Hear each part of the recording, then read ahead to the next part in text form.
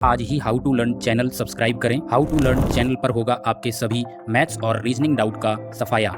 बस अपने क्वेश्चन की फोटो खींचिए और भेजो टेलीग्राम चैनल पर और पाओ इंस्टेंट वीडियो सॉल्यूशन।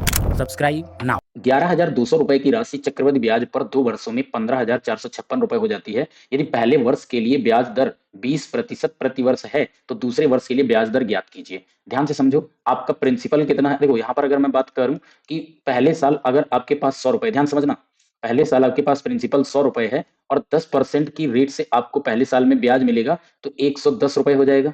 अब जब आप दूसरी साल जाओगे, दूसरी साल में डिफरेंट रेट करता हूँ, 20% का आपको यहाँ पर प्रॉफिट मिलता है या 20% की रेट से ब्याज मिलता है।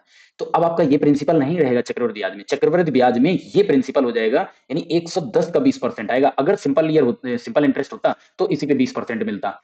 तो 110 का 20% कितना हो जाएगा? 22 रुपए, मतलब ये आपका 132 रुपए बनेगा। इतनी बात क्लियर है? तो मीन्स जो पहले साल का होता है, जो यहाँ पर अमाउंट बनता है वो नेक्स्ट ईयर के लिए प्रिंसिपल बन जाता है। मिश्रधन होता है वो आपका नेक्स्ट ईयर के लिए प्रिंसिपल यानी मूलधन बन जाता है। ये बात यहाँ पर सभी को बात अच्छे से क्लियर है?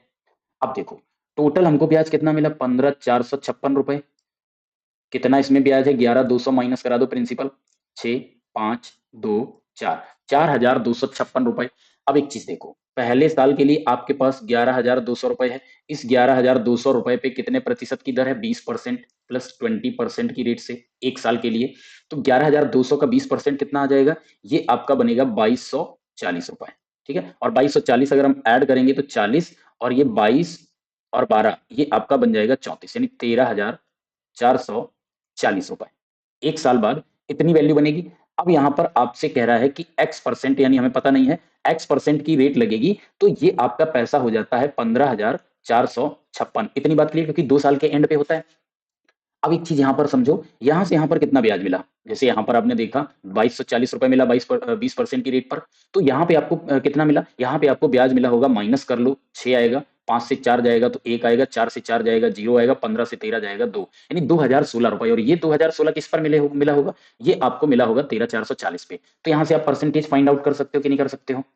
2,016 रुपए इंटू 100 अपॉन किस पर मिला है? 13,440। इतनी बात अच्छे से क्लियर है? तो देखो, 0 से 0 आपका कैंसिल आउट हो गया, 4 से हम इसको डिवाइड कर देते हैं। अगर हम 4 4 8 4 4 से डिवाइड करते हैं, चलो, 4 तिया 12 14, 4 तिया 12, 2 4 छंग 24, 4 से डिवाइड, 4 पंचे 20, 0 4 चौको 16। इतनी बात क्लियर है? देन अगेन हम इसको अगर 8 से डिवाइड करें, 8 छंग 48, 8 तिया 24 और ये 8 चौको 32, 8 दूनी 16 और ये हो जाता 8 छंग 48, 8 तिया 24। इतनी बात क्लियर है? ठीक है, अब देखो आपको यहाँ पर हम और आगे रख लेते हैं कि आपके पास क्या बचा? 63 इंटू आपका ये बचा 10 और डिवाइड में आपके पास है 42। ठीक है, अगर डिवाइड में 42 है, 21 से डिवाइड हो जाएगा ये 2 बार और ये 3 बार और 2 से जाएगा ये 5, तो यहाँ पर आपका आंसर आ जाएगा कितना? 15। तो आपका आंसर आएगा 15%, मीन एक्स की वैल्यू यहाँ पर कितनी? 15%। यानी दूसरे साल आपको कितना इंटरेस्ट मिलेगा, कितना रेट ऑफ इंटरेस्ट लगाना पड़ेगा? 15%। आई होप बात अच्छे से क्लियर हो गई होगी। एक तो देखो यहाँ पर ये तरीका है, दूसरा तरीका यहाँ पे समझो, दूसरा तरीका ये भी हो सकता है, बहुत ही लेंदी होगा। वो क्या होगा? आप जो फॉर्मूला लगाते हो, A is equal to P 1 plus R upon 100, ये फॉर्मूला लगा देंगे। तो ए कितना है? 15,456 इज इक्वल टू पी की वैल्यू है 11,200, 1 प्लस पहले साल के लिए 20% की रेट है, टाइम एक साल है तो ऊपर लिखेंगे, इनटू दूसरे साल कितना लग रहा है? 1 प्लस आर अपॉन 100।